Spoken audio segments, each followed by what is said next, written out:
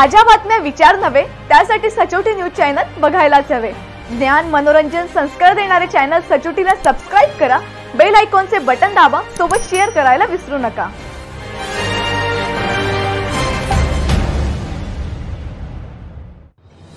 Corona काळात रुग्णांना खरी गरज होती ती ऑक्सिजन तथा प्राणवायूची, आणि याचीच पुरेशी व्यवस्था भूमिपुत्र नामदार अनिलदादा पाटील यांनी केल्याने आमच्या बहिणींचे कुणाचे पती असतील, कुणाचे मुले असतील किंवा कुणाचे आई वडील असतील किंवा नातेवाईक असतील, हे सारे वाचल्याने माझ्या सर्व लाडक्या बहिणी भूमिपुत्र अनिलदादा सोबतच असल्याचा दावा बाजार समितीच्या संचालिका सौ पुष्पा विजय पाटील यांनी केला आहे।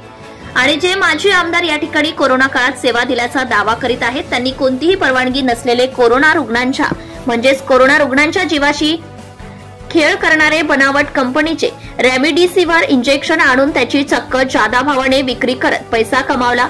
त्यामुळे या रेमडेसिवीरचे साइड इफेक्ट्स आजही असंख्य भूमिपुत्रांना भोगावे लागत आहे।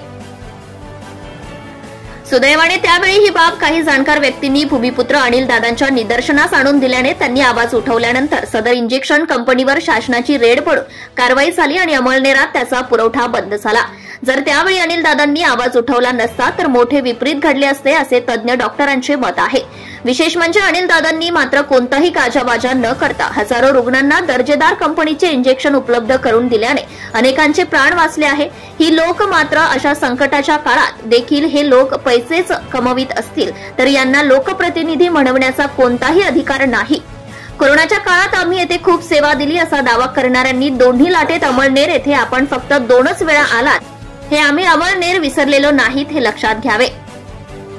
जिल्ह्यात कोरोना रुग्ण आढळू लागताच अनिलदादांनी साने गुरुजी शाळेत शहरातील सर्व तज्ञ डॉक्टरांच्या सहयोगाने मोठा कॅम्प घेतला। त्यानंतर रुग्ण वाढू लागताच आमदार निधीतून औषधी व सॅनिटायझर किट घेण्यासाठी ग्रामीण रुग्णालयास 15 लाख आणि नगरपालिका दवाखान्यास 15 लाख व पुन्हा तपासणीसाठी अँटीजन किटसाठी 10 लाख रुपये दिलेत।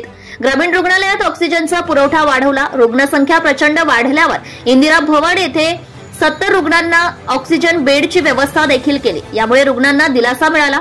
कमी लक्षणे असणाऱ्या रुग्णांसाठी प्रताप महाविद्यालयाच्या वसतिगृहात विलगीकरण कक्षाची निर्मिती केली। सरकारी रुग्णालयात डॉक्टर कमी पडू लागल्यावर खासगी डॉक्टरांकडून सेवा करून घेतली। अनिलदादा स्वतः जीवाची पर्वा न करता सर्वत्र जनतेसाठी फिरून 1-2 दिवसाआड अधिकारी असतील किंवा डॉक्टर असतील यांच्याबरोबर बैठका घेत होते। सॅनिटायझिंग व स्वच्छता यावरही त्यांचे नियंत्रण होते। या भूमीतील अगदी पहिला रुग्ण आढळल्यापासून शेवटचा रुग्ण 100% बरा होईस्तोवर अनिलदादांना खुलेआम सेवा देताना मतदारसंघातील संपूर्ण जनतेने पाहिले असून कोरोना लस उपलब्ध करण्यासाठी देखील अनिलदादांनी यशस्वी प्रयत्न केल्याने या ठिकाणी लसीकरण वेगाने झाले आहे। या केलेल्या कार्यासाठी त्यांना कोणत्याही पुराव्याची गरज नाही, याची साक्षीदार जनताच असल्याने अनेक कुटुंबाच्या दुवा त्यांच्या सोबत नक्कीच असल्याचं त्यांनी म्हटलं आहे। तसेच कार्यकर्ता कसा जोपासावा हे अनिलदादांना सांगण्याची गरज नसून त्यामुळेच आज कार्यकर्त्यांचे मोठे वैभव असलेले ते जिल्ह्यातील एकमेव नेते आहेत आणि कार्यकर्त्यांना त्यांनी मोठेही केले आहे। तुमच्या म्हणण्यानुसार बरं झालं त्यांनी सुतगिरणीला 90 कोटी मिळण्याला ब्रेक मारला, अन्यथा 18 ऐवजी 90 कोटी लंपास झाले असते, असा टोला लगावत आमच्या सर्व लाडक्या बहिणी विकास पुरुष असलेल्या अनिलदादा पाटील यांना बहुमताने विजयी करतील असा दावा त्यांनी केला आहे। Subscribe now and press the bell icon. Never miss an update.